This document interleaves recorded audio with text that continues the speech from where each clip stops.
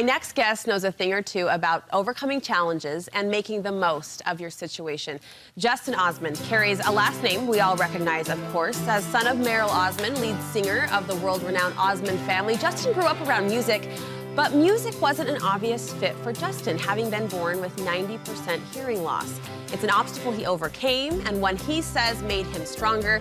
Justin Osmond is joining me in studio today. It's so great to have you. Thank you, Brooke. You have an awesome story to share. I'm excited to hear about your experience. You did bring an awesome person with you today. I did. My dad. He's my hero. Hi, Mr. Merrill. Fun to see you in our studio. That was a first hello for me. Big fan. So great to have him. Great to have you. What was it like, Justin, growing up in Utah's most famous musical family without the ability to hear? Thank you. It was a challenge. It was tough. I remember watching my family perform to a sold-out crowd in the New York Madison Square Garden. And I'm at the screaming fans, the lights blasting, the speakers all over the place. But yet I could not hear and understand the lead singer of the Osmond, my own dad. It was the strangest thing because in the middle of a crowd, I felt alone and disconnected. And it's one of the worst feelings in the world. I'm sure many people have felt like that before in their own life. But I've learned that you do not overcome hopelessness by removing the obstacle in your life. You conquer that adversity by not letting it own you, control you, and overcome you.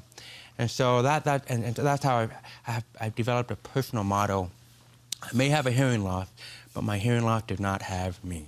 I love that. I love that. And it doesn't. You've gone on to learn to play the violin, the viola, the piano, and the drums. You communicate so well. Physically, what makes that possible and doable? Oh, thank you. I wish I had the golden throat like my dad and like Donnie and Marie. And don't we all? Yeah, I know, exactly. But it kind of dawned on me, like, why do I want to sound like Donnie and Marie? I want to sound like me. You know, my unique voice and my deaf accent has made me who I am. And even though I don't have that golden throat, and I'm okay with that, I figured, you know what, I can play a musical instrument. And I learned to play, because I have horrible intonation, my hearing is awful. But I learned to play the violin, not by hearing it, but by feeling it through the conductive vibration of the instrument. So you'd hold it close to your body, and that would allow you to know what chords you were playing? I mean, how did you know if you were on tune? So I play more of the viola, because I can hear the lower tones than I can the higher tones. Okay. And when you put it up next to my cheek, and I even turn my hearing aids off, and I can still hear it nice and smoothly. It's amazing. The conductive vibration just goes right through my body, and we actually hear with our brain instead of our ears. Our ears are just an open channel for the sound wave to come through, but it's all encoded and decoded through our brain. How did you're a parent yourself, and so I know you're probably so grateful to your own parents for encouraging you and pushing you along.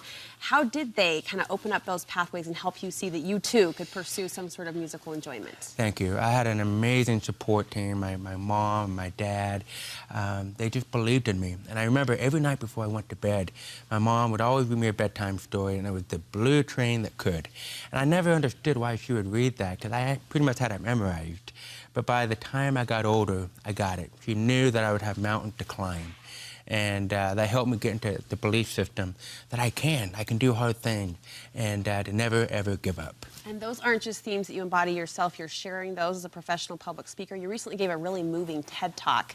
What do you hope audiences take away from your story and from the lessons that you've learned? I've learned that, you know, we can either find an excuse or we can find a way. Or we can limit our challenges, or we can challenge our limits. I believe that we all have limitation, whoever they are, but we've also got potential. And which one we embrace and which one we take control of our lives will determine the outcome and the quality of our lives. You're taking that passion, that message even abroad. I know you're really highly active in the humanitarian circles and serving other people. What does that give back to you to be able to help others and lift others that way? Someone gave me a chance to be able to hear and to speak with passion. And so in honor of my grandmother, I started a charity called the Olive Osmond Hearing Fund. And I partner with wonderful organizations out there like Starkey, and I help deaf children around the world with the gift of better hearing. And it's just so fun to see them light up like a Christmas tree. I'm sure you've seen some of those videos. Oh, I cry every time when you see those hearing aids or those cochlear implants put in place and their eyes just light up. I mean, you had an experience of your own when you were a child. Well, amazing you're bringing that gift to others. I remember one little kid, we followed him home, we got him on video, hearing things for the first time, and one of the things he heard for the first time was the toilet. He'd never heard the toilet flush. And it brought back a lot of great memories for me Sure. when I heard my mom's voice for my first time. I guess that's a sound we take for granted, isn't That's it? All right. sounds. Absolutely. Well, thank you for sharing your story. Yeah. You've written a book, I know, kind of summarizing your experiences. Where can we hear more from you? So it's called Hearing with My Heart, and it's all about what it was like being born into the musical Osmond family and what that was like, but how I was able to tackle those challenges. But you can go to my website, justinosmond.com. We'll post a link on our website, too, to Thank make it you. easy. Great to meet you. Great to have you. Thank you. Thanks so much.